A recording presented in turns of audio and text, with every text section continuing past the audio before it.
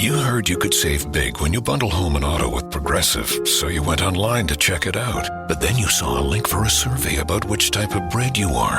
And now you're on question 17, barely scratching the surface of your bread identity. You always thought of yourself as a brioche, but are you actually more of a pumpernickel?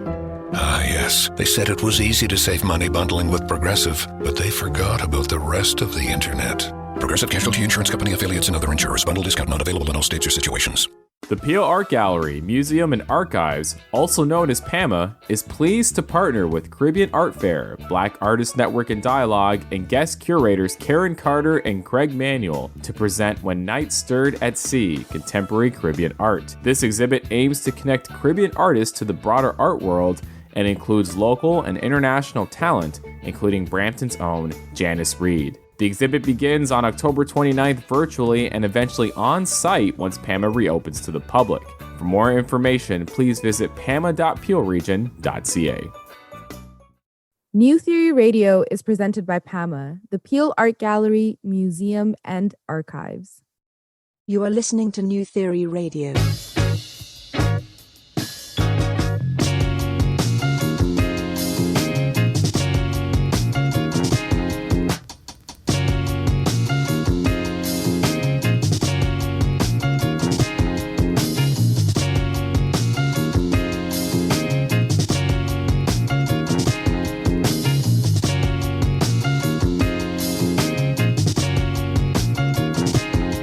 Theory Radio. Hello and welcome to another edition of New Theory Radio, here live on News Talk, Saga 960 AM. My name is Nav Nanwa and I am your host. Normally we theorize about arts and pop culture on NTR, but this week we're focusing on mental health. A year ago, we did our first Theories on Mental Health show and the feedback was great, so we've decided to bring it back with new topics and new guests. And what a year it's been because of the COVID-19 pandemic. It's been easy to feel isolated during this time, whether it's physically at home or mentally as you try to make sense of everything that's currently going on. But being that NTR is a platform all about showcasing creatives and conversation, I figured we'd put together a panel of various artists to find out about their mental health journeys over the last year and get an understanding about how they've been able to use this time to create and possibly use that as a coping mechanism. So we're going to kick things off right away on the show by myself introducing our panelist. First, he is a rapper from Brampton, Ontario, and has been making waves in the city since dropping his debut project, Reflections of a Stranger. He's been compared to the likes of Kendrick Lamar and J. Cole and has highlighted his mental health journey all throughout his music. He has performed all over the city, including the Gladstone, the Drake, and many more. He was also a featured artist for Toronto's Half a Concert, selected to be a part of the Manifesto's Discovery Series, and a recent winner of the Rise and Flow Challenge. It is Siddartha joining us here on NTR. Siddartha, thanks so much for making the time for us. Thank you for having me. I really appreciate it. Awesome. And second, they are a counselor, psychoeducator, and interdisciplinary artist. Their creative process serves as a multi-sensory therapeutic channel for energetic information stored in human emotion and experience. Their lifelong training in music, visual art, and performance has allowed them to exhibit at Visual Arts Mississauga, the Queer Songbook Orchestra, Black Women in Motion, and Lululemon Canada. Pleased to welcome Teneshia Samuel to the show. Teneshia, thanks so much for joining us. Thank you so much for having me. It's a pleasure to be here. Excellent. And lastly, she is a multidisciplinary artist herself. She grew up in suburban Ontario and moved to Toronto, Canada in 2005 to obtain her BFA at OCAD University in photography. Her works have been an exploration of the connections between the ethereal and everyday life and the documentation of the humor in mistake and sadness. She has shown her work both locally and internationally, and she is the editor of I Am Alive, a contemporary photography blog. Pleased to welcome Lindsey Kemp to the show. Lindsey, thanks so much for making the time for us. Thanks so much for having me.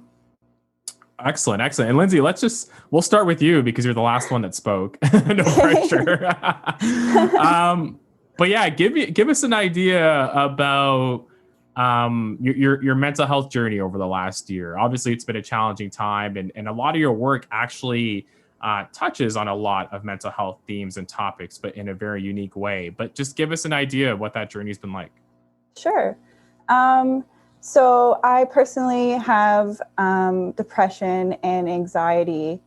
That's just the Coles Notes version of it. It's something I've struggled with since I was a teenager and something I constantly have to work on. And my mental wellness plan is something that's constantly changing and adapting, but it almost always includes a creative process. Excellent. Teneshia, what about you? And myself, my mental health journey, I've been living with bipolar disorder my whole life, but recently diagnosed just a little over 5 years ago, but have been living pretty well and stable and living a balanced life, just managing symptoms and managing work-life balance as well.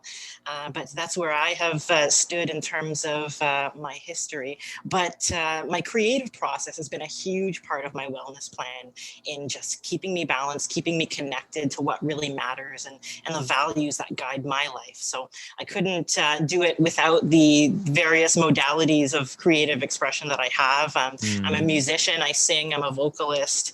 I play quite a few instruments and I write as well. That's always just been a part of me to just channel and express emotions, especially when experiencing the lows. That has been pretty much, my status over the past year or so. I'm sure that's been the baseline for most folks, but it's just something that comes with the context of time right now. But my creative practice has been something that's been uplifting me so much in the past little while, and it's given me an opportunity to find new paths for myself in my recovery and my wellness journey. So that's where I'm at this time. We'll definitely dive deep into those paths because I'm curious to find out what those consist of. And last but not least, Siddartha, how has your mental health journey been the last year? Actually, funny enough, I remember the last gig that I hosted, you performed at, and that was the first time I saw you perform. And just getting an understanding of your story at that performance, it was at PAMA, was phenomenal. Just regarding why you decided to go down the path that you did. But what's been this last year like for you? Well, I mean, yeah, I guess to give context, my story with experiencing mental health issues started when my brother passed away to suicide back in 2014. And then I was never planning to do music, but he was the rapper, he was a musician in the family. And then after he passed away, I decided to take up the mantle. So that's pretty much the context. As for the past year, the beginning of the year in terms of creativity and mental health, I think it was just about finding a flow state and understanding what works for me as a person, where I can creatively output without my creative practice taking away from my mental health, right? Because sometimes it's the pressure of wanting to create something great, wanting to create something amazing. So, I mean, pretty much this past year, I'm like, okay, be okay with making trash. Like that's been my mantra. Sometimes it's easy to just accept. Sometimes it's harder because you really want to make good things. But yeah, that's been kind of my headspace over the past year. Wow. Yeah, hey, there's no harm, right? There's no harm in just admitting that to yourself, or even just holding yourself accountable to what the output could potentially look like during this dire time. And so I want to take all three of you back. The world changed 10 months ago when COVID-19 was declared a pandemic. We were all forced to stay inside, keep our circles small. What was the first thing that went through your mind? And Teneshia, we'll start with you. Yeah, absolutely. The first thing that jumped out at me as soon as I heard that everything was on lockdown was, how am I going to network? I mean, artists in general, I mean, it's our life to be in person, to be at events, to be promoting, to seeing people face to face, and we're used to having large networks and seeing lots of people at the same time at one event, especially if you're a musician, you play shows live. And I thought to myself as a musician and vocalist, where am I going to play? How am I going to do this? It really forced me to think, how am I going to repackage, repurpose everything that I've been doing now and deliver it in a new way to reach the same people and potentially new people with my art? And so the first thing I thought of was, how am I going to connect with other artists? How am I going to continue to receive new information and what's happening in the industry? I mean, we're all so connected right now already online, but again, so much of artistic work and being in performance and collaborating with other creatives, is done in person too. And so that's sort of something that, made me freak out a little bit, thinking when am I going to connect with curators in person? What about going to my friends' events and supporting them and pouring, my time and attention into my circle of artists friends as well, and who are also in the same boat. I'm sure we're having quite a few anxieties about how they're going to plug into their network to get that same face-to-face contact. So much of art is about engaging with your audience. And I think, we're still so used to that face-to-face way of dealing with our audience in the artistic community. And now this has really forced us to take a look at how we're going to pivot and be agile and engage our audience in a different way to get the same result that our art is meant to do. So those are some of the thoughts that were going through my mind,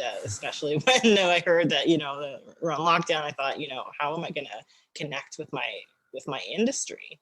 Yeah. And connection's been one of the recurring themes, right, over the last year in regards to, I'm no longer seeing people face to face. I'm no longer able to give a handshake anymore because it's deemed not as hygienic. Like it's been just an interesting experience over the last year, and being able to find that connection through a virtual mean, which again, I've always looked at these things like social media and FaceTiming and using video chat as a way to continue a conversation rather than start it. So it's fascinating, to your point regarding what we've been able to see. Lindsey, do you share same sentiments?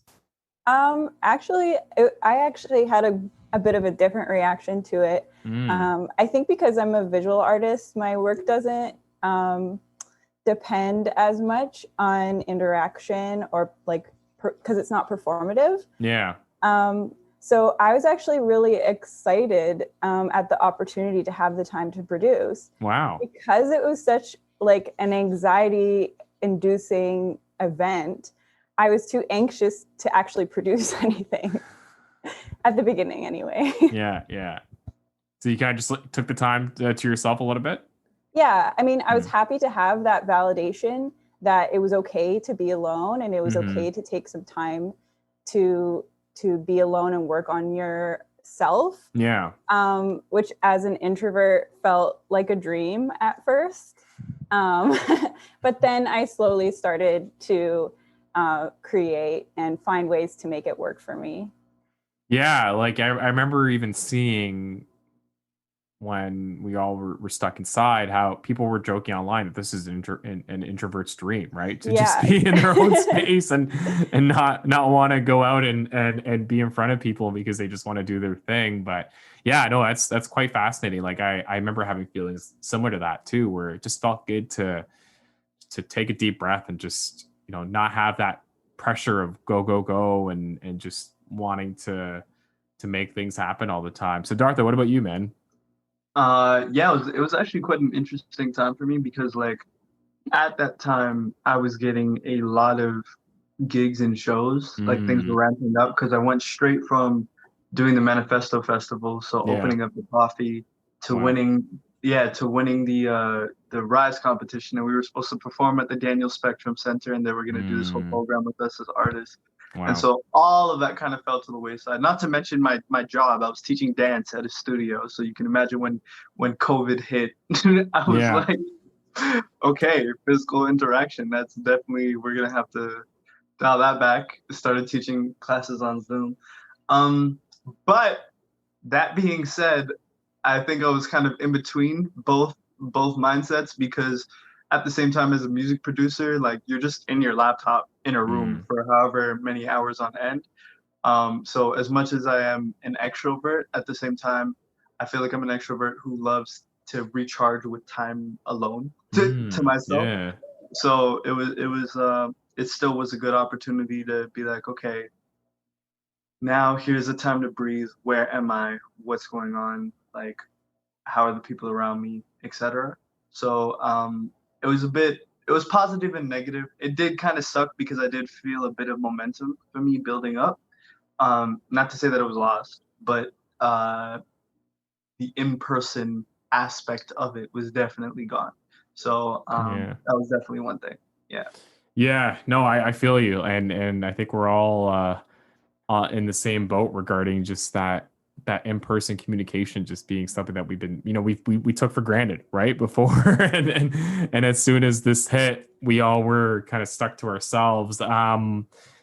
What, like, how was that adjustment, Siddartha, for you? Like going from performing on stages to now kind of being in your bedroom, and even I remember seeing one of your performances where you were in your bedroom and it was still very captivating in regards to the way that you were able to put it together. But how was that adjustment over time as you started to get used to this new normal? It was kind of fun. I mean, I'm not gonna lie, I was like, okay, how do I make this look cool? And I definitely, with the first few online performances, it looked janky for sure. So like I was trying to figure out how to get my audio rig properly, how to actually make it look nice. But I think I've gotten to a point where now I have, everything set up. So that was exciting, and it was cool it was a different way of capturing audience feedback. If people would actually leave comments, or like, when you're performing live at a show, right? You don't get a chance to watch it back with the same sort of clarity that you do with an online performance, because the live gets saved as is and you see people interacting with comments. So I thought that was a positive for sure.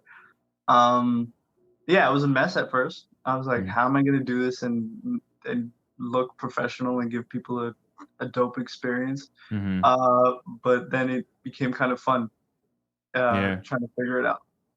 Teneshia, you depend. You're quite the networker. You were always in the community. What was? How was that? How did you adjust?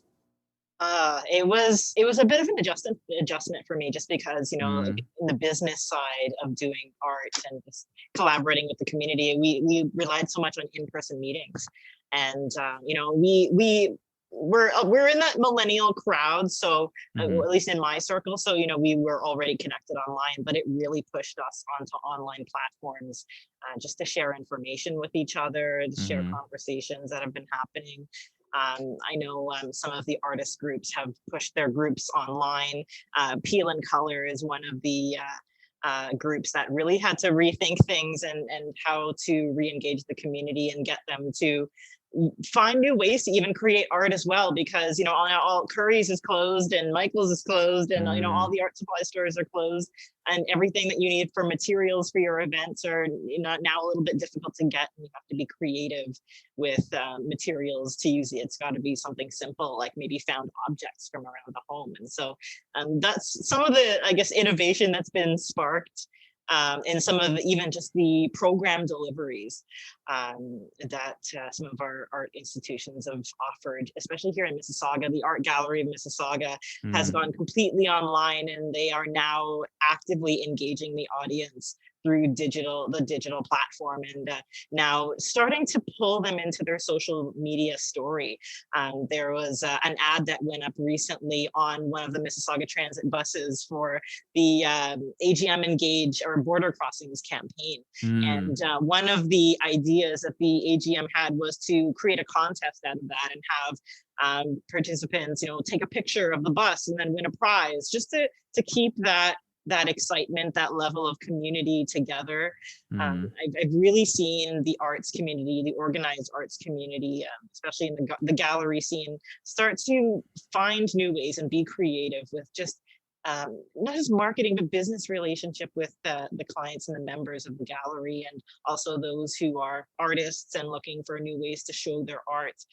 That's some of the newness that I've seen come from this whole situation. Just new ways of artistic marketing, and also new ways of artists and emerging artists finding their way, finding their way to find new connections. The beauty of being online is also that you have so much more control over who you're going to meet, who you're going to encounter. Essentially, at the end of the day, you're the one who's putting in the hashtags and doing the searches, and you get to find exactly who you're looking for your audience. So it's almost kind of been a blessing in a way for some artists, especially those who are emerging, to find the audience that they're looking for without having to sift through all the people and the networks and that are organized in the community around them. You know, the internet, you can work with and collaborate with anyone around the world. And I do work with Black Women in Motion in Toronto, and I had a chance to interview an artist who's based in France. Wow. And that's an opportunity that I never would have had. If if COVID had not hit, we would likely have been staying contained within our local geographical network instead of maybe looking outwards. So there's definitely some positives in how we've changed business wise. I think we're now starting to see that this is a global community. This is a global human condition that we're all in together. And so, that's how I've seen some expansion. Yeah, I like the way you touched on this as being a human condition, because it was something that not just a select few individuals are going through, like we were all going through it. So it was almost that feeling of, hey, we're in this together, but we're all trying to figure it out at the same time. And that really stood out to me. Lindsey, you touched on earlier, and you did open up a little bit about your the bouts of depression that you deal with, and you did mention earlier that when this pandemic started, for you it was like an introvert's dream in regards to just being able to kind of be with yourself. As time went on, what kind of impact did this have on your mental health? I think once the reality of the situation set in for me, it actually became pretty difficult because so much was going on at once. It wasn't even just the pandemic. And then the pandemic was just sort of the tip of the iceberg. And it made navigating everything else, like every other problem, a lot more difficult and more frustrating.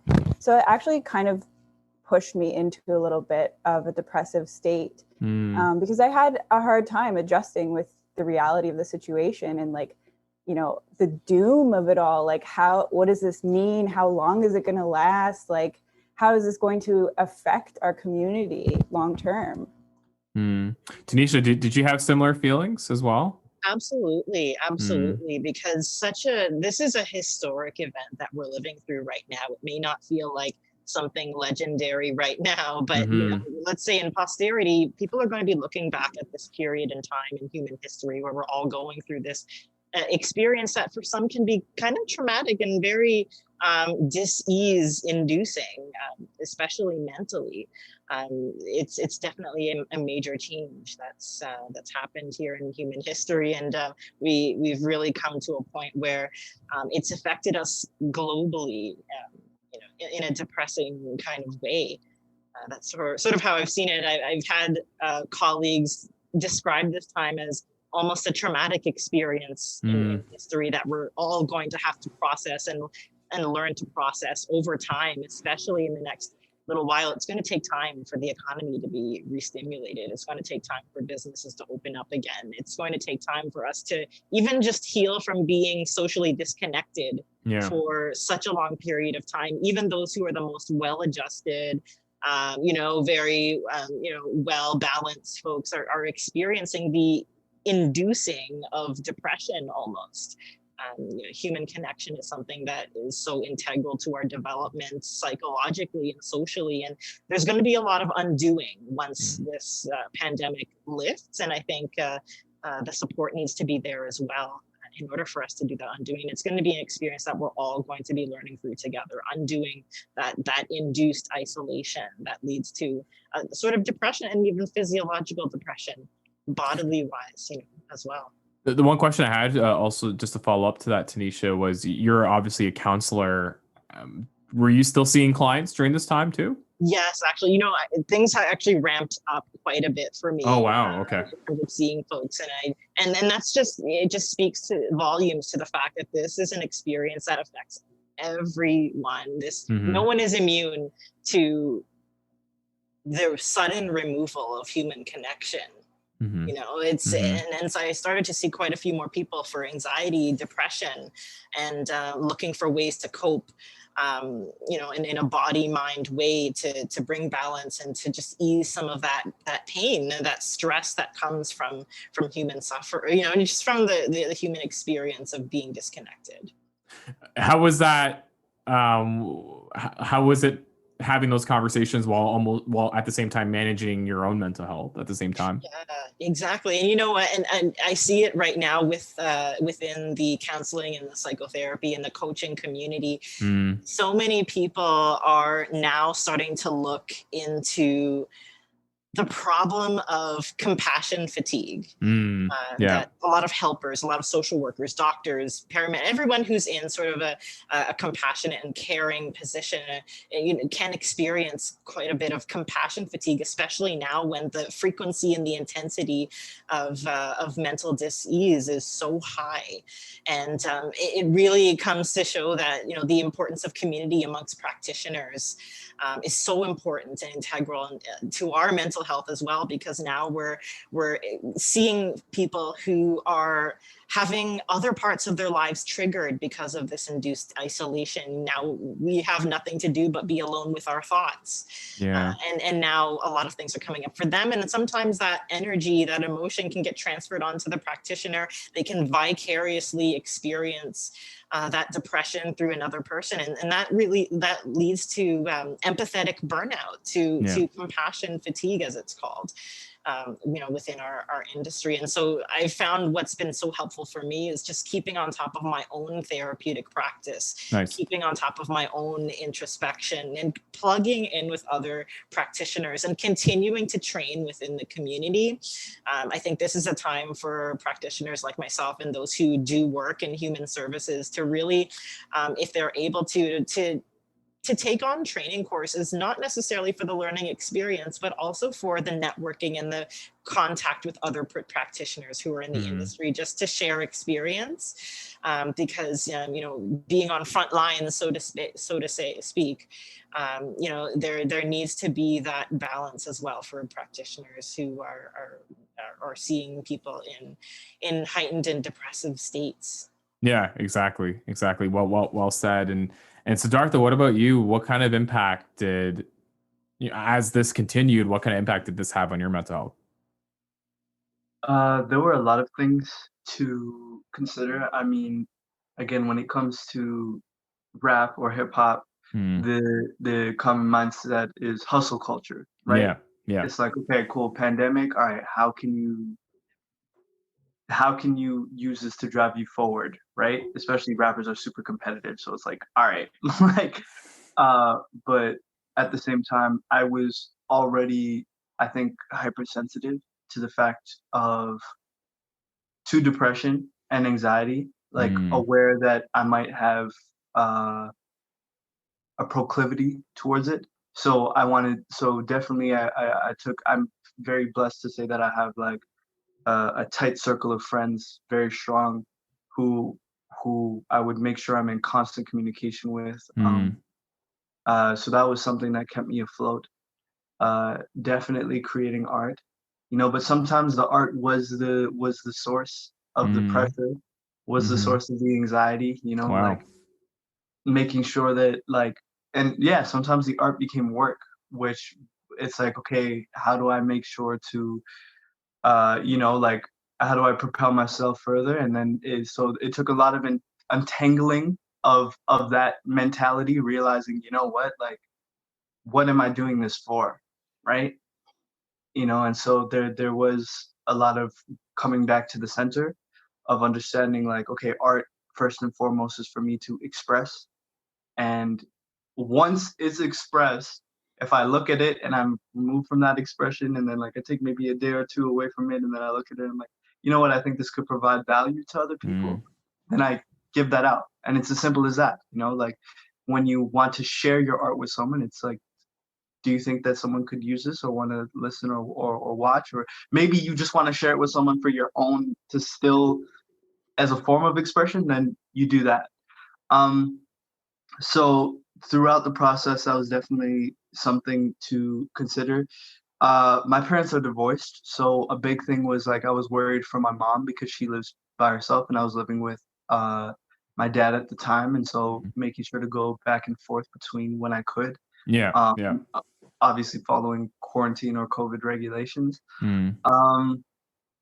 Yeah, so that was kind of the overall process. What really had me anxious actually was understanding that a bunch of people were under isolation, and that hearing about the increased rates of suicide and depression and anxiety, it was overwhelming, especially because when everyone was under quarantine, I feel like we were all developing, because it's been proven now that you can develop PTSD from watching the news, right? If you get an intake of too much negative news, you can take on those emotions, similar to like when a counselor is constantly dealing with intense emotions, right? So there was a lot of that going on, and I felt like it was important to unplug at certain times. However, during the summer, I was extremely fortunate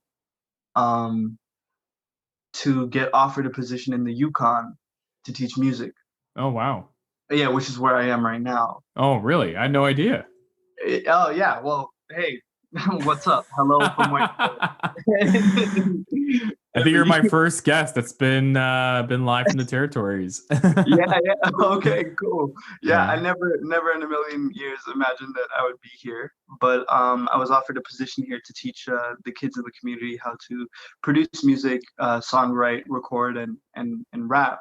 Wow. And so come September, I made it here. I had to quarantine for 2 weeks in a basement, which was very like intense.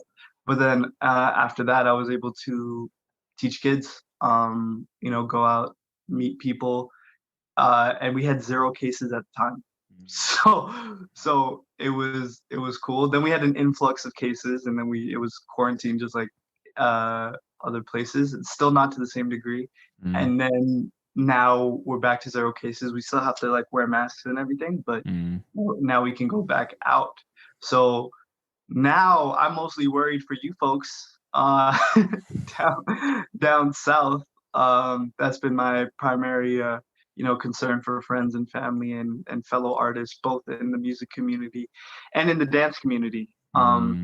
Especially in the dance community because, or at least in the street dance community, because so much of it was hinged upon, social events, whether it be battles, competitions, performances. Like it requires a lot of physical, interaction. It's different watching someone dance through a tiny screen and watching them dance live. So that was definitely something to think about. Lindsey, how did you cope? So kind of touching on your comment about the hustle, I think at the time, a lot of creative people felt this pressure to be productive because we saw what others were creating, what others were being able to accomplish. And then we would compare ourselves to that and feel this like sense of failure. So I definitely experienced that personally. But we had this like pressure put on ourselves during that time to make, and that pressure made it difficult to see the actual things that we were able to accomplish, given what we were going through. I think we put so much pressure, and then we weren't able to just like be gentle on ourselves and think like, we're going through something really difficult. Be proud of the little things that you've accomplished. So I think other than trying to be creative, I tried to just sort of keep busy. I ended up renovating a bathroom. Wow.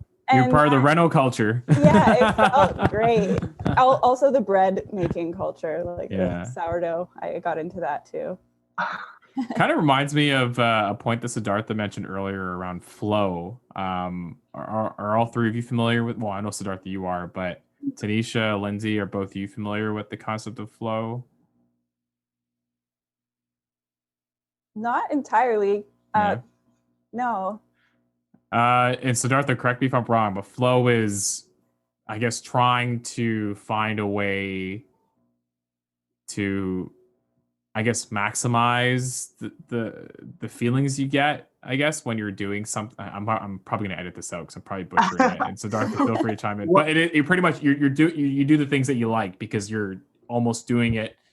You find enjoyment doing it. Is that what it is? Well, so actually the flow state is like, it's it's an actual psychological state that people reach when they're completely focused or in like inserted into a task, whatever it is. So let's say someone's playing piano and you're so focused in that moment on the present action of playing piano, you reach a flow state, you know, and that's what performers are said to reach when they do their best performances or when people are practicing. Like if any of you have seen Soul, there's a whole section, you know, when people are in that purple thing and they're floating in the sky and they're that's flow state, right? Oh, wow. So flow state is essentially being at one with the present and really just being able to create without thinking, being removed from your thoughts. And that was a big thing that, sorry, segues. That was a big thing that I learned, is that we are not our thoughts. Like we often associate and identify ourselves as our thoughts without realizing that. I've been listening to a lot of different like speakers and lecturers. Alan Watts is one, and I saw a lecture and I thought this really helped me personally, where conscious thinking for the human body is a problem-solving mechanism. It's a troubleshoot, right? Everyone functions pretty much automatically. You wake up, you brush your teeth, you go to the washroom, you drink water, you eat breakfast, and without thinking at all. But when something's wrong or something needs to change, that's when your conscious thought kicks in, right? And so learning that, you know, to try and be present in each task without having to think too much, and that you aren't your thoughts. Because I think that's something that a lot of people have not gotten used to during quarantine, is the fact that they've had to sit alone. And because they've had to sit and they're not doing the actions that they normally do on a day-to-day basis, they're inundated with thoughts. You know, what am I going to do? What's going to happen in the future? Blah, blah, blah, blah, etc. And so it becomes difficult to cope. Because imagine having a computer where the troubleshooter's on for every single thing you do. Wow. Right? Yeah. You go to Google, troubleshoot. Would you like to troubleshoot? No, exit. Right? You type in a word on Google, troubleshoot. Would you like to troubleshoot? No, exit. And then what happens is that you're exhausted by the time you make your bed in the morning. And so, flow state is not doing that. Which is removing your thoughts from the process and being present in the moment. Way better definition than what I was trying to get to. But I did just learn about this week, so I thought it was very fascinating, and it was great that you mentioned it, Siddartha. So thanks for that. Appreciate it. Yeah, no problem. You are all creators, and I got a sense of this as all three of you were talking. But was it difficult to create? As much as when you create, there are times when you are alone and you're focused with everything that was going on, and not just with the pandemic, but with also the racial injustice movement from the summer and just everything else that was happening, and the fact that we were tuned into the news all the time. Did you ever have a moment where creation was tough because you just couldn't wrap your head around it? And Teneshia, I'd love to get your thoughts on that. Yeah, and I love that we just were talking about flow state and also coming into the point of like difficulties and challenges with creation, especially with so much political and also health context surrounding it. But for myself, there was a period where I found it so difficult to create. And I think that was only because I had the persistent thought of having to produce for the sake of producing, as I was seeing other artists create. Just as Lindsey was saying, you know, there is so much pressure at times, especially when you're seeing a lot of artists now become visible online. It's all being streamed to your phone. You feel prompted that you have to produce something in order to contribute to all of that. But there was also a period too when that subsided, those feelings of that pressure to create subsided. And I did enter a flow state and actually ended up creating a large body of work over the period of a week, just because having been isolated there was a period of time when I was isolated for 2 weeks, and just out of standard health precautions, and I had felt so absorbed in my practice, and that's where the flow started to come in, the ease of being in your skill set to a point where it's automatic, but your creativity is maximized. I think that's basically a summary of what Siddartha was talking about. But there was a period where I could not stop creating, just because I was absorbed within my inspiration, within the body of work that I was doing. And a lot of the work that I do is actually influenced by spirituality. And I love that Siddartha mentioned Alan Watts, and because he's a late thinker who does bring a lot of Eastern spirituality to the West through his lectures and teachings, and talks a lot about this state of flow and ease or balance. It's a concept that is so very new to us here in the digital Western culture, and I think now we're in a place where we need to start coming to that point of recognizing spirit and its influence in how we live our daily lives, and especially in a pandemic. I think this is a time where we're almost forced to think about ourselves as spirit, or having souls, or having some kind of value to offer to this world. And I love what Siddartha was talking about how we are not our thoughts, and especially during this time when we're being inundated with artists all over the world now creating, and that's creating sort of this like capitalist productivity pressure on artists. It's also, that's a great reminder that Siddartha just gave us to remember as artists that we are not our thoughts. We are not that pressure of artists around the world producing for the sake of producing. We're here for ourselves and to create for ourselves as well. That's something that I learned personally, that at the end of the day, I do this work for myself and for my own journey, my own healing. So that's sort of some of the thoughts that came to my mind. Lindsey, where did you go for inspiration during this time? So I think I actually experienced the flow state without knowing the name for it. So I actually started shifting my creative work into making for the sake of making, like art for art's sake. And I tried to stop worrying about developing my practice or working for a profit.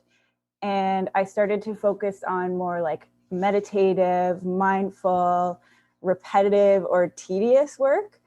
So I did a lot of like just, knitting or watercolor patterns. And I used that as an escape. And I just wanted to try to not focus on trying to be productive.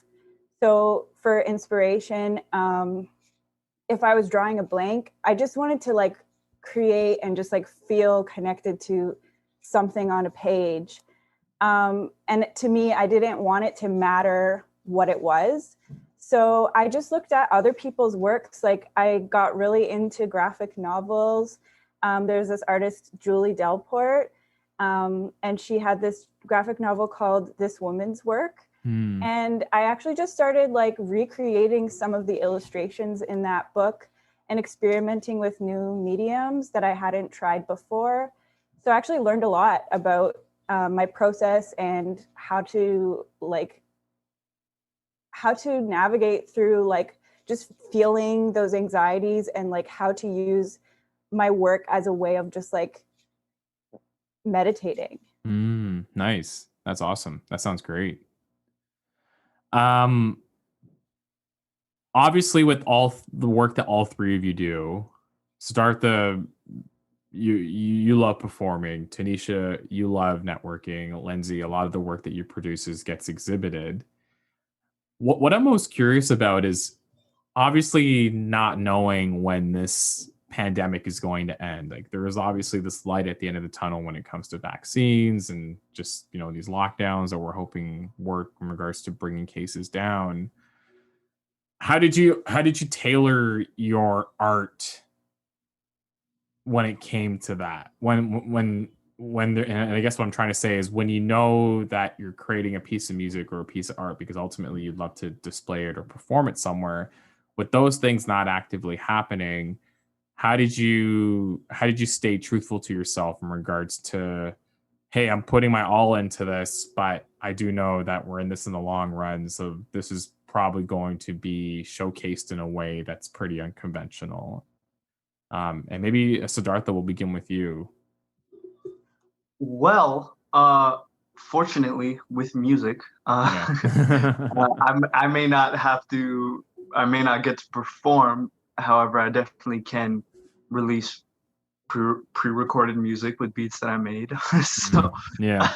So definitely, and because fortunately I put myself in a position where I can do everything from scratch, from the creation of the music itself to the writing of the song to the recording of the song to the mixing and the mastering, all from one room. Like I'm not exactly at a loss for how I can share my music. And even recently, what I've been doing is I've been doing freestyle Fridays. So every single Friday I'm dropping a cover or a freestyle where I put my own verse to a different beat. Nice. So that's been like a nice consistent way.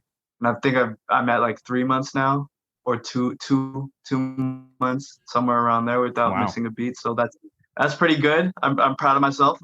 I think overall, kind of to echo what's been said before, the biggest thing about being an artist is, I think right now it's not so crazy. There's been a lot of innovation as to how we can share our art digitally.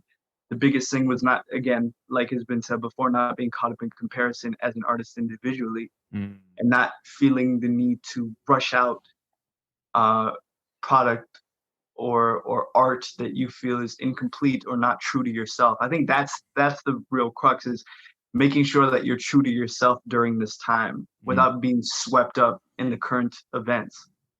And how do you maintain that authenticity?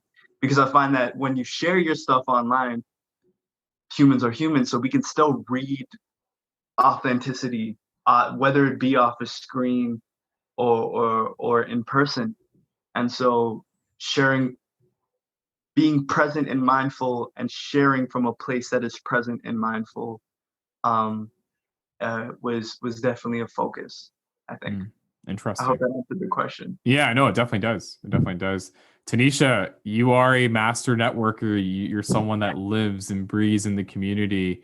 How was that transition for you in regards to, okay, normally I'm hitting the open mics, I'm hitting the stages. Now I'm going virtual, and you talked about the benefits earlier, but would love to kind of understand how that's playing into your process now. Yeah, no, and I've just had to, honestly, like my strategy over the past little while has been to actually take a step back from being on stage and just transforming and channeling that energy into other areas of my life. I find myself doing more education now. I'm a psychoeducator, so I do talks about mental health and wellness and balance and mindfulness. And so I've sort of been channeling my art in that way, just because I see the need, for more mental health support and psychoeducation, especially now with folks going through this period of isolation. And so that's sort of how I've learned to adapt. Right now, my artistic practice has really been reined in a bit more. I feel myself sort of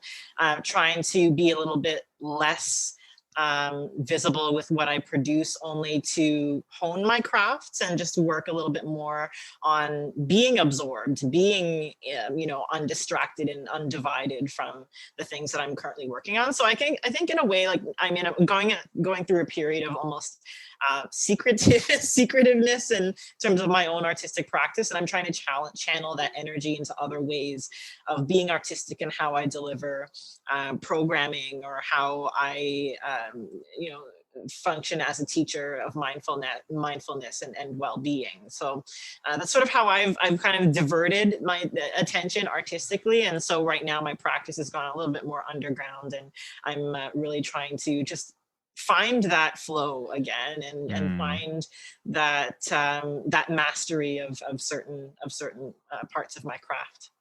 Excellent. And Lindsey, what about you? How have you sort of transition from producing art that gets displayed physically somewhere to now producing art that maybe you post online, or that you're part of a virtual exhibit like the one that you're a part of currently with VAM?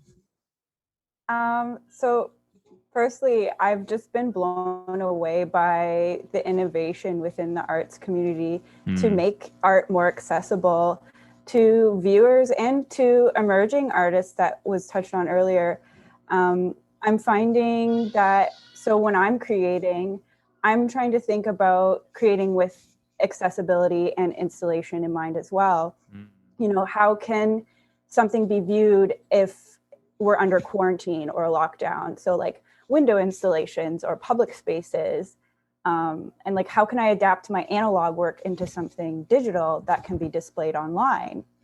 So I haven't like had a lot of like actual output yet, other than the gallery show at VAM right now. But I've definitely tried to think of ways to, because I use a lot of like analog work. So trying to think of like ways to translate that. Excellent. Just to wrap this up, and I want to thank all three of you. This has been a very enlightening conversation. My last question to all three of you is, what did the last year teach you about your mental health? And Siddartha, let's begin with you. A very heavy question. I think there were a lot of things. The thing that comes first and foremost to mind is the value of human connection and the people around you. So the people that you care about and the people who care about you. Because if you do have those things, which not everybody has those things to the same volume or the same accessibility as others might, to really, really appreciate that, even if it is an online connection. So gratitude. Gratitude, and to really, if you're feeling overwhelmed, if you're feeling like, I do this thing wherever I have anxiety, I'll be like, okay, let me name 3 things that I'm grateful for. And immediately it helps to contextualize your anxiety, at least for me personally. Again, that's a very subjective experience. But I do think that gratitude changes our brain state, like where we're at. So that's the first thing. And then again, like I said before, I think that your thoughts are not you. You are not your thoughts. They are separate. They are a troubleshooter. They're the troubleshooting part of your body. So to also be present in your day-to-day, in your moment-to-moment, without constantly thinking about the future or regretting the past. You know, there is only ever now. So as corny as those things are, I think this past year has allowed me the time to actually internalize those lessons to some degree. I think it'll be a lifelong process, but to internalize those lessons a little bit and be able to actually really feel what that means. Lindsey. I think it taught me to be a lot more gentle on myself and to accept that it's okay to ask for help. And also that time doesn't matter. So like, not to try to rush into these like arbitrary expectations that you've set for yourself. And I guess I've learned a lot as well to just pause and take the time to listen and learn from others. Excellent. And last but not least, Teneshia. I think one of the greatest lessons that I've come across this year, and I'll quote actually an local artist in Toronto, Frizz Kid.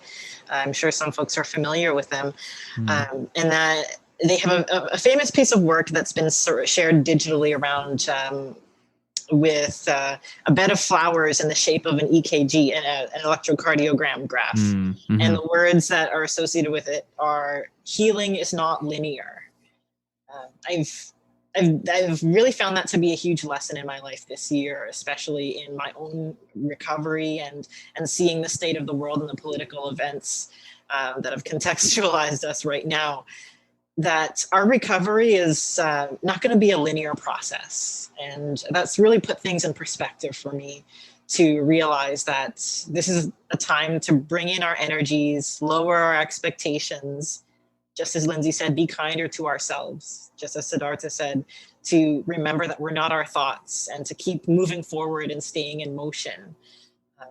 That's a key part of our recovery from this situation in a pandemic, and mental health wise as well, regardless of whether or not you're in a pandemic. And I think that healing is something that needs to be reimagined as something that's not supposed to be a linear process. There will be ups and downs, and as we recover from the pandemic, as we start to trickle out again and start to see our friends, that healing, that process of readjusting is going to be a non-linear process. So that's been a lesson for me. Excellent. I wanted to thank all three of you. This has been a very enlightening conversation. Really appreciate all three of your perspectives. I think a lot, I've learned a lot just hearing about all three of your journeys over the last year. And I'm grateful to be able to kind of foster this, because I think this conversation was definitely needed. This is the opportunity for all three of you to share your social media handles or plug anything that you have going on. So Siddartha, we'll begin with you. Where can people hit you up, and what are you currently doing? Yeah, absolutely. So you can hit me up at Siddartha Music, SIDDARTHA Music, on Instagram, and on, I believe it is Twitter, at Siddartha Speak. Sorry. Well, we'll double check for you. Don't worry. Yeah. So Instagram for sure. You can hit me up at Siddartha Music. You can find me on Spotify, Apple Music, all of your streaming platforms at Siddartha. I just came out with a new single titled Buddha, but with a 6 instead of a B. And it is my best performing single. I mean, like maybe my second or third single, but it got like 25,000 streams so far. Wow. So Congrats. Pretty hype about that. And now I've taken the time to prepare myself, build up content. So I have lots of new music on the way, and I drop a freestyle every single Friday. So if you want that, come through. Give me a follow, hit me up, let me know what you think. I'd love to hit you back. Excellent. Teneshia. Right now, I've got an event coming up at the Art Gallery of Mississauga on February 15th on Family Day. I'm going to be teaching a program on creating a version of the West African medicine wheel. So a little bit of Afro-Indigenous education for Family Day. My Instagram, the link for registration is at Teneshia.Samuel. That's TENESHIA.SAMUEL. Come and check me out on Family Day. Excellent. And Lindsey? You can find my work at lindseyKemp.com. And you can also find my blog where I feature contemporary photographic artists at spelled EYE, amalive.wordpress.com. And right now I have some work featured in the VAM 43 exhibit, which is an amazing online exhibit where it looks like you're actually in a gallery. So I highly recommend checking that out. Yeah, I'm sure LDN is gonna love that. No, but honestly, the VAM show right now is great. So I urge everyone to go check out Lindsey's work and everyone else's. Thank you all three of you for joining me here. It's been a great conversation. We are going to take a quick commercial break, and we're going to have more New Theory Radio here on News Talk Saga 960 AM. Lord, forgive me. Yeah, because I've been looking for a better day. Running down my life with the pen and page. Trying to break me down, but I never cave. I might have to fight with the MMA. Everybody fight just to entertain. Look, it ain't real, this an anime. Everybody takes shots till they get shot and they losing their life. NRA, no reason allowed. Feet to the ground, sleeping around. People surround, other people screaming out loud. Drown by the sound, looking at the cops as they're beating them down. What's the price to pay before we break the ways? This is hard to face, and all I got to say is, Lord, forgive me. Lord, forgive me. Lord, forgive me.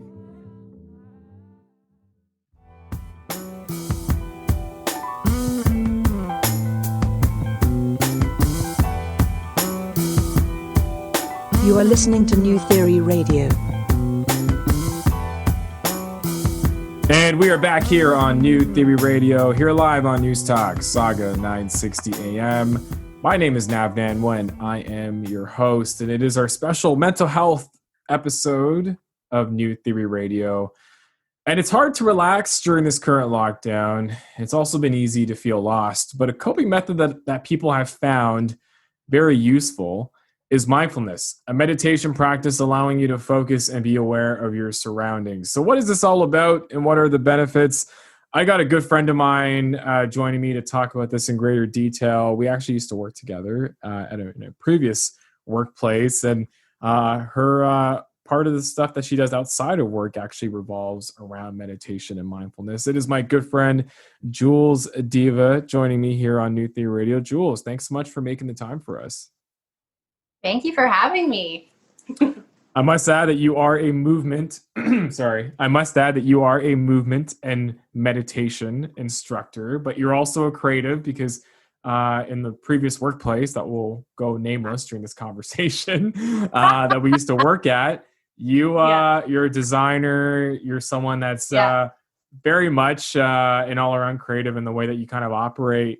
And I thought you'd be perfect for this because when I started following you on social media, I kind of got an understanding of just how important mental health and mental wellness is in your life, and just how open you are about your journey, and how willing you are to help people, because you also ran a mindfulness session at our workplace. So I have to ask you right from the get-go, what is mindfulness, and how did you get into it?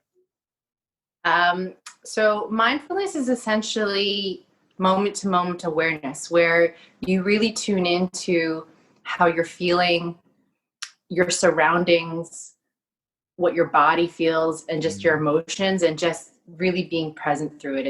It really is teaching us also how to build resiliency and around stress and the distractions in our world. So like it is moment-to-moment awareness. And I feel like it's really helpful for us right now because we're in an always on, always stimulated and distracted generation. Mm-hmm. So it can teach us to focus on our breath and to really bring peace when we're in moments of stress or anger or just feeling all of those emotions. It's just one of those things that I practice every day and embody, especially during a pandemic. Yeah, and I've noticed a lot of people have turned to mindfulness within the last year as a way to get grounded and just get in tune with reality again, because when you're stuck inside and when there's so much going on the outside, it's like I mentioned in the intro, it's so easy to feel lost. Yeah, and it also is consciously choosing our focus and choosing our distractions mindfully too. Mm-hmm. Mm-hmm. Yeah. How did you get introduced to it? I started dabbling in university. Fancy word. Yeah. I used to do guided meditations. There was when CDs were really popular, it just dated myself. Deepak Chopra and Oprah used to release these guided meditations, and I got into it because it helped me with my studies. And then I started practicing Vipassana. I started practicing Kundalini and just exploring all the different types of meditation to help me with my mental health at the time. Mm-hmm. And it's really transformed my life that way. Yeah, that's awesome. That's awesome. And don't worry, you're not dating yourself. I still listen to CDs, even in my car. Yeah. It's nothing like a good CD. How has it impacted your mental health? Like, what were you going through? If you don't mind if you don't mind sharing, like, what were you going through at that moment where meditation really helped you get out of it? I think, well, for me, there was a lot of anxiety revolving around my studies at the time. The program that I did a design program that was university and college for 4 years, and as a creative, it was just a lot of work, a lot of hours, sleepless nights, just trying to create something amazing for myself at that time. So I had a lot of stress around that. And mindfulness helped me focus on my breath, for one. It helped me observe my feelings and my thoughts and not be so attached to them, and really not react to situations that were happening in my life. So it helped bring my stress levels down because I was able to separate myself from what was happening and just observe it, and just try to go with the flow with my life. So I think, one of the things that is really powerful about mindfulness is how you're able to move through your emotions and let them pass. Because when you meditate, you're observing your thoughts and you're not attaching to them. You're not following them. You're letting them pass and then being in the present moment through noticing your breath. Wow. So I feel like, it's been really transformative in that way. Do you like how mindfulness is pretty much right now getting its moment when it comes to mental health rehabilitation? Obviously, we've seen an increase of it over the last year, but as someone who's doing it through CDs, and now we have apps like Calm and Headspace. Do you like the fact that more and more people are discovering this and are really getting a hold of mindfulness as a way to cope during this time? I do. A part of me, because I feel like there's a stigma to when someone mentions meditation or mindfulness. There's just people around me, or historically people they get overwhelmed by it. So it's nice that it's becoming normalized, because it really is a way of life.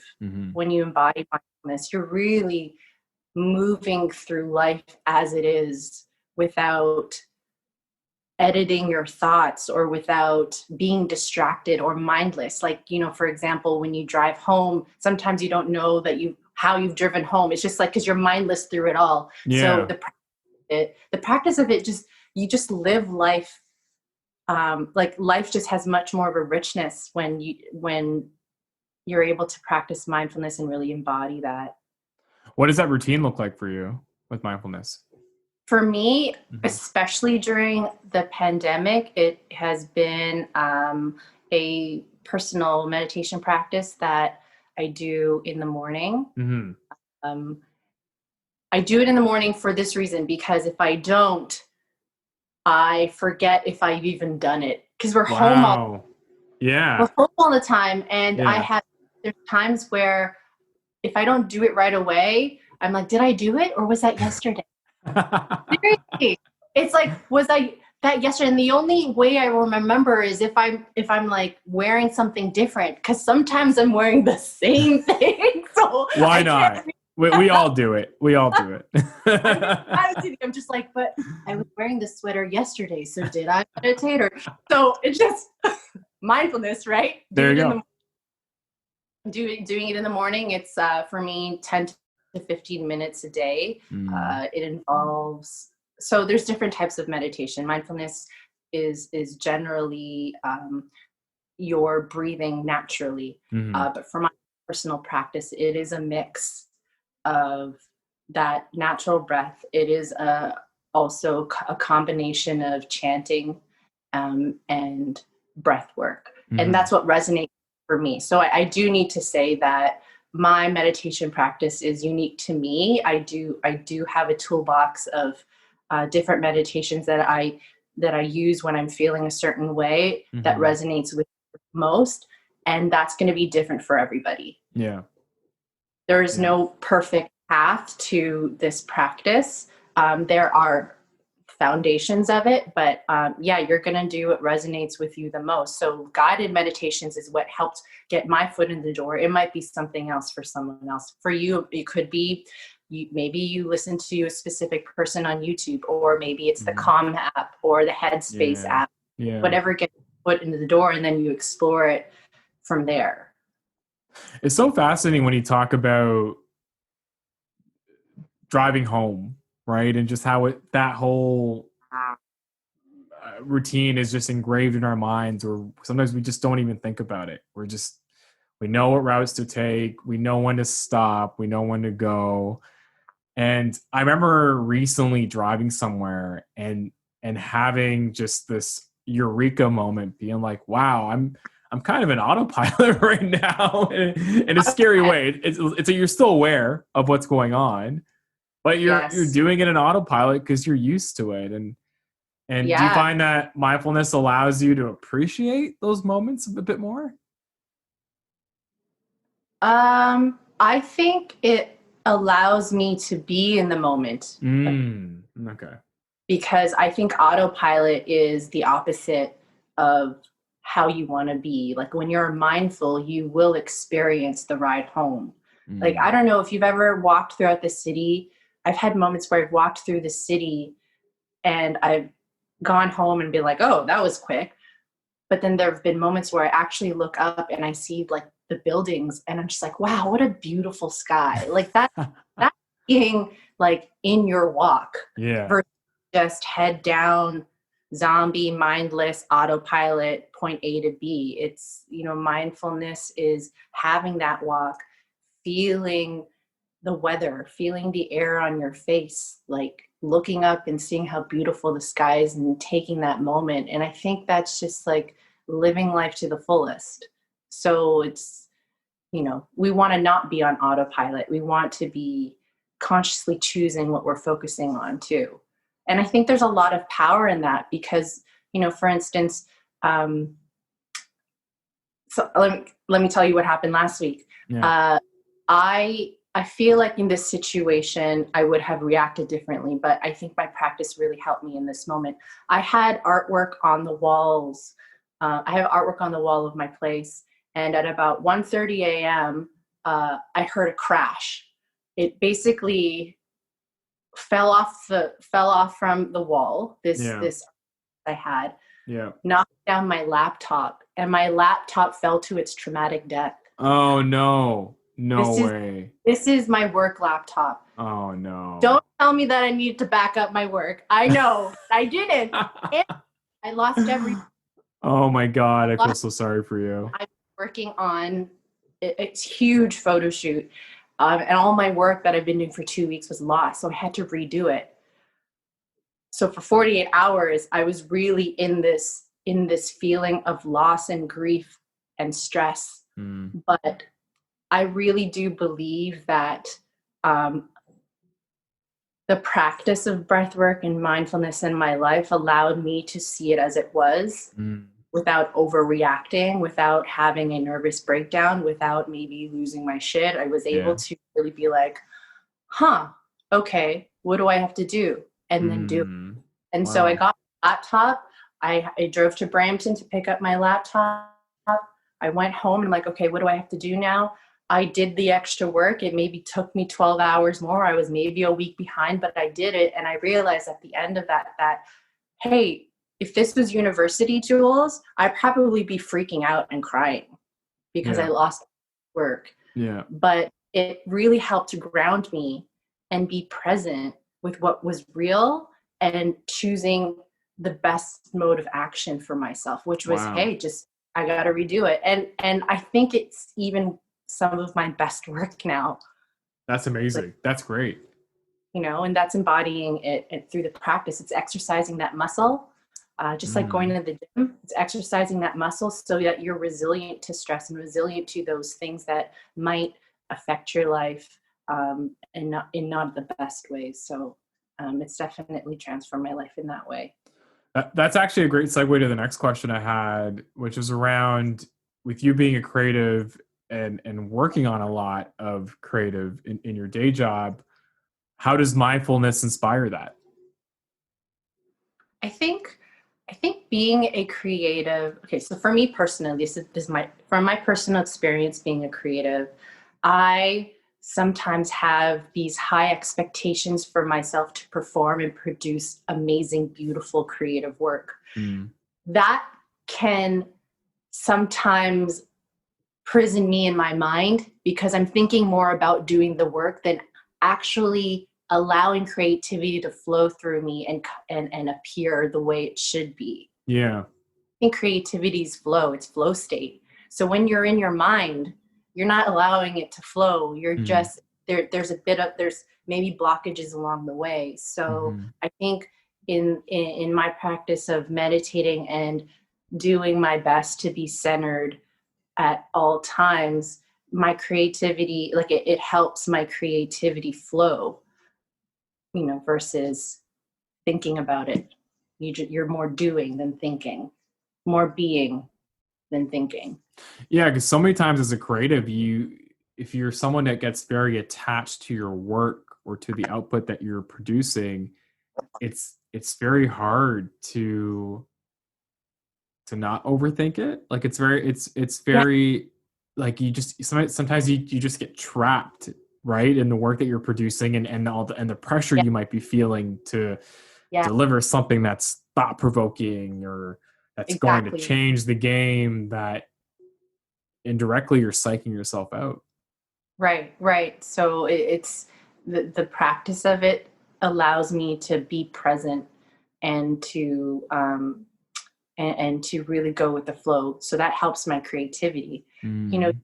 I always hear about people having shower thoughts or, just when I woke up, I thought of this or whatever. It's because we're relaxed and we're in our bodies, so that those ideas actually come about. Like they come alive. We're not or like some people, they take a walk or they just break out of sitting in our head. Or, even movement is helpful, like yoga is helpful to unlocking that creativity, because then we're present in our bodies and we're, that's where things can just happen magically. Yeah, exactly. Yeah. Jules, just to kind of close this out before you do a little sample for us, don't think you're going to get away from that. What advice would you have to anyone that's looking to start mindfulness? Like, what's the easiest way they could go about it? And is there anything you recommend for someone to check out just to get more information or to get their start doing it? I would say first, find something that resonates with you, because even if it's a teacher that inspires you or someone on Instagram or whatever, follow what inspires you and what resonates you the most. I think apps are really helpful. Guided meditations are really helpful, where you can just sit, find a comfortable position, and listen to someone guide you through the process of whether it's breath work or an exercise or a body scan. Just try that. And then consistency is super, super, super important. And the reason why consistency is important is because your body will get into that rhythm of being centered and focusing on your breath. Yeah. But it will only get there with practice. So practice and consistency and doing what resonates with you the most is, I think those are really key. Amazing. Yeah. Just putting it into your routine, right? Yeah. And I would say, if you forget, the whole process of meditation and mindfulness is, if you forget and then you remember, do it then. Oh, okay. It's never too late. Don't be hard on yourself. You just, it's all about restarting, because it's like the breath itself, it restarts. So I didn't do it in the morning. I just remembered now. Okay. So do it now. It's always start. Yeah. That's awesome. Give us an example. It doesn't have to be a guided meditation, or it doesn't have to be something crazy, but what's an example of mindfulness that you can share with us right now? Oh, I have a good one. If you like food. Oh, okay. What is it? Mind cooking. Mindful eating. Tell us about that. Mindful eating. My first experience of mindful eating was at one of the first silent retreats I've ever done, where we would sit in a group and just eat quietly. But there was a process to it. So you would almost, like, I can describe it as, you know, if you had nuts in your hand, you place the nuts, or I don't know if it was blueberries, because I like blueberries. You would place it in your hand and you would just observe it, and you would look at it, notice its shape, its colors, Wow. you put your hand, how it feels. And while you're doing this, you're still focusing on your breath, but you're just noticing all these things without judging it, without editing your thought. You're noticing it. And then when you put it in your mouth, you're going to notice the taste, the texture. You're going to chew it very, very slowly. You're not going to swallow it yet, but you're going to just experience the sensations that it has in your mouth. And then you're going to notice and experience the taste, the temperature. Is it cold? Is it warm? Is it sweet or sour? And this is going to take a while. You're like you're going to be with this blueberry for like 5 minutes before you even consume it.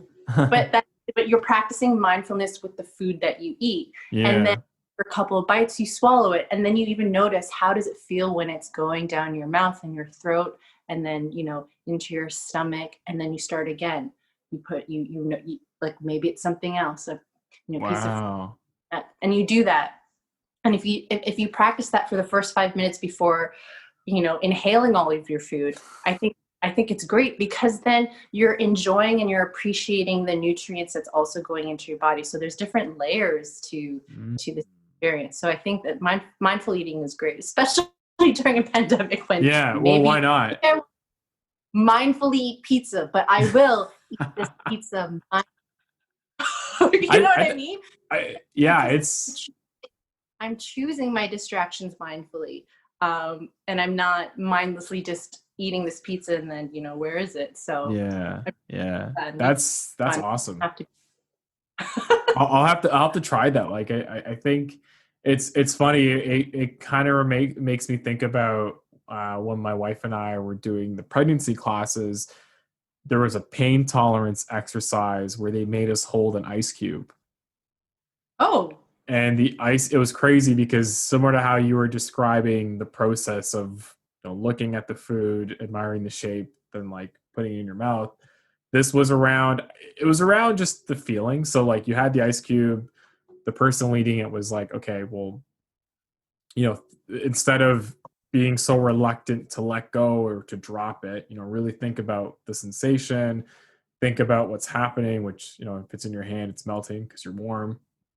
Think about the coldness, because what it was trying to teach the women in the class was around pain tolerance, but it was also trying to make you aware of what was happening at the same time. And it was interesting. Like, I hate cold stuff. Like, I'm not a big fan of the cold. Like, if I ever feel like I'm the guy that's double layering like in a cold room, just because like I hate feeling cold. So when I did it, I chickened out the first time, but the second time I actually gave it some thought, and I was quite surprised. Like, the ice cube was almost fully melted, which was kind of interesting. We had it wrapped in this cloth too, but it was just it's so weird. Well, it's not weird, but it's like it's such a different experience when you actually think about the feelings that these small things give you.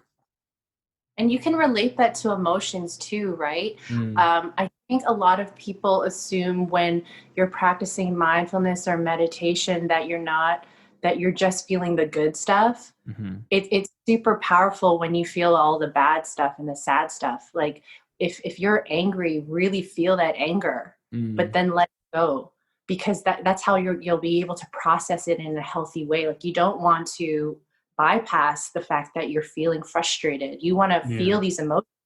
And I feel like this makes it, when we're able to move through our emotions in this way, it makes us stronger human beings, because then we're actually living life where we're feeling highs and lows. Otherwise, if you're trying to be positive or happy all the time, you're not being real with who you are as a human, which is experiencing such a range of emotions, because that's how, you can't experience joy without the low of feeling sad or of that. So it really is, that's a really cool exercise that they made you do, because it allows you to be in your body, to be aware, and to really just feel like how cold that ice cube was.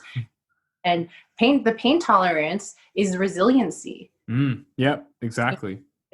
So it's powerful when you're able to choose how you want to be with this practice. Jules, thanks so much for sharing this with us. If anybody wants to connect with you, I know you have 2 IG accounts that I'm aware of. I know one is your personal, but I think one is more geared towards the meditation practice that you oversee. Do you want to give us some more details? Yeah, so my IG is at the presence of. And I also have, I'm mainly active on Instagram, but my website is also thepresenceof.com. Nice. And that's where I share a lot about my journey with meditation, as well as I'm a Reiki practitioner, and I'm into all that cool energy stuff. So I'm all about that. Yeah. Keep the same energy, right? So yeah. That's awesome. Awesome. Thanks so much for joining us, Jules. I appreciate it. This concludes this week's edition of New Theory Radio, here live on News Talk, Saga 960 AM. I want to give a special thanks to Jules, Teneshia, Siddartha, and Lindsey for joining me on this very special Theories on Mental Health episode. If you want to connect with me, it is at Nav Nanwa on Instagram or Twitter, depending on what you use. If you want to connect with New Theory Radio, it is at New Theory Radio across all platforms. Big shout outs to my little brother, Amit Nanwa. He is the man behind our graphics that you see on social media. Go send him a follow at Colorblind Photography _ on Instagram. And big thanks to Dusty Loops at Dusty Loops. He is the producer behind our theme song, as well as some of the other instrumentals that you hear throughout the show. Thanks so much for tuning in, and you will hear all of us next time. Peace.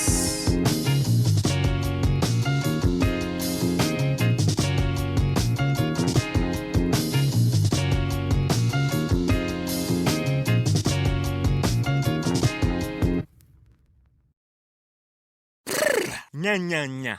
Ba. Ba. Babue. Zimbabwe. The broken Bunsen burner burns so bright. Southeast Asian Peninsula. Hey, Jamie? Yes? I think the only line we need from you today is drivers who switch to progressive could save big. Cool. I just gotta finish my warm-ups. Foul, throw in the towel. History. Switch to Progressive today. Santa ski slalom in a salmon skin suit. Progressive Casualty Insurance Company and Affiliates. It's a new year, and with T-Mobile, it's not about how far apart we are. It's about how close we can be. So we're bringing out our best deal. Right now, get the iPhone 12 on us on every single plan with eligible iPhone trade-in. So I can FaceTime with my sister in Savannah. That's right, the iPhone 12 on us on every plan. All on America's 5G leader in coverage. T-Mobile. With 24 monthly bill credits and a new line plus tax. If you cancel, credit stop and balance on required finance agreement may be due. Contact us for well-qualified buyers. Qualifying consumer plan required. See coverage and offer details at T-Mobile.com.